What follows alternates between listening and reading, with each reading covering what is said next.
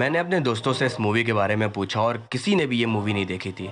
तो मुझे समझ आया कि ये मूवी काफ़ी अंडररेटेड है और अगर तुम लोगों ने भी नहीं देखी है तो ये वीडियो एज अ रिकमेंडेशन समझ लो। डरना मना है नाम सुन के मोस्ट जेनेरिक बॉलीवुड हॉरर लग रहा होगा और ऐसा ही है।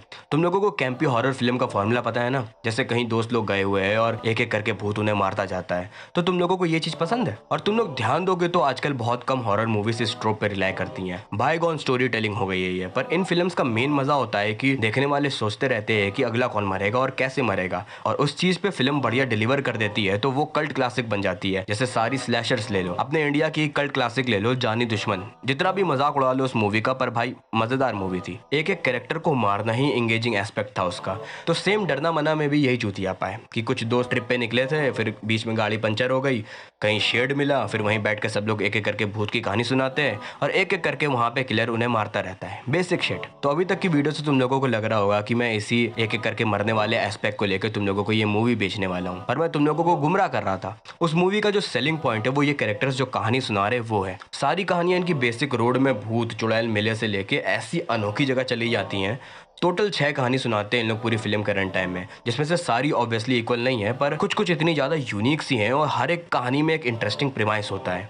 जैसे एक कहानी होती है जिसमें एक आदमी होटल में रहने जाता है पर वहाँ सिगरेट पीना अलाउड नहीं होता है और इस रूल को फॉलो करवाने के लिए वहाँ का मैनेजर हदें पार कर देता है और इसी में पूरा हॉरर चलेगा। फिर एक कहानी में एक लूजर लड़के को पावर मिल जाती है कि वो जिसे भी स्टैचू कहेगा वो वहीं का वहीं रुक जाएगा और मूव करने में दोबारा मूव करने लगेगा। ये आइडिया सुन के किसी एनिमे की प्रीमाइस जैसी फीलिंग नहीं आ रही है। फिर मेरी फेवरेट कहानी, उसमें एक बच्ची अपना होमवर्क करके नहीं आती थी तो टीचर उसे हर दिन पनिश करता था।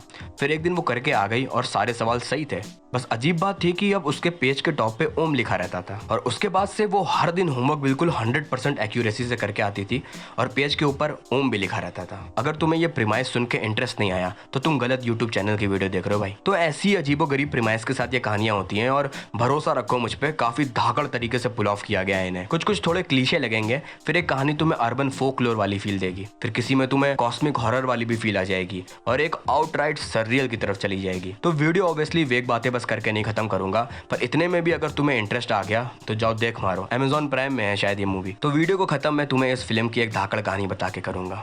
एक दिन एक औरत मंडी से सेब खरीदने जाती है और 60 रुपए किलो मिल रहा होता है, तो महंगे देख के वो आगे बढ़ जाती है। फिर उसे दूसरे ठेले से आवाज आती है कि ताजे सेब 20 रुपए किलो के। भाई डायरेक्ट 1/3 दाम में बेच रहा था एक आदमी वहाँ। तो वो वहाँ गई और फिर से अपना बार्गेनिंग चालू किया कि 15 में दे दो तो 3 किलो ले लेगी। ठेले वाला उसमें भी मान लेता है। तुम लोग बस देखो कि कितनी ही मंडेन चीज हो रही है लेकिन फिर भी तुम्हें इंटरेस्ट आ रहा है। बस ये करने से तुम्हारे दिमाग में सवाल ला दिए कि कहा 1/3 दाम में बेच रहा है, कुछ तो गड़बड़ है। फिर आंटी जैसे ही सेब लेके निकलती है, ये ठेले वाला तुरंत चिल्लाने लगता है कि ताजे सेब 10 रुपए किलो। 10 रुपए किलो 10 रुपए किलो। भाई ये इतना बढ़िया प्रीमाइस था, कौन सोच सकता है कि सिर्फ सेब खरीदने से इतनी धाकड़ सस्पेंस क्रिएट हो सकता है। तो हम लोगों की तरह आंटी को भी शक होता है कि सेब में कुछ गड़बड़ है और सारे सेब फेंक देती है, और सारे सेब अपने आप डस्टबिन से गायब होकर दोबारा उसके फ्रिज में आ जाते हैं और पता चलता है कि उसके पति ने एक सेब निकाल के खा भी लिया। तो फटी में रहती है उसकी। अगले दिन उठ के सुबह घर के सारे काम करती है पर उसका पति कहीं नहीं दिखता है, बाथरूम भी खाली होता है। फिर अपने बेड में देखती है तो वहाँ ब्लैंकेट के नीचे एक सेब पड़ा रहता है। भयंकर फटी में वो पुलिस थाने भागती है तो वहां भी कुर्सी में सेब पड़ा रहता है, और जैसे ही मंडी की तरफ देखती है तो इतना धाकड़ शॉट होता है जो कि तुम कह दो कि पंच लाइन है इस कहानी की। खुद देखो तुम लोग।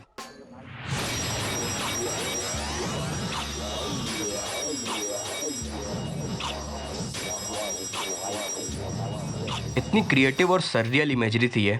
अब अगर तुम अभी भी इस फिल्म से इम्प्रेस नहीं हुए तो हमें नहीं पता भाई, ना देखो फिल्म। बाकी जो लोग इंटरेस्टेड है जाओ देखो, मैं चला।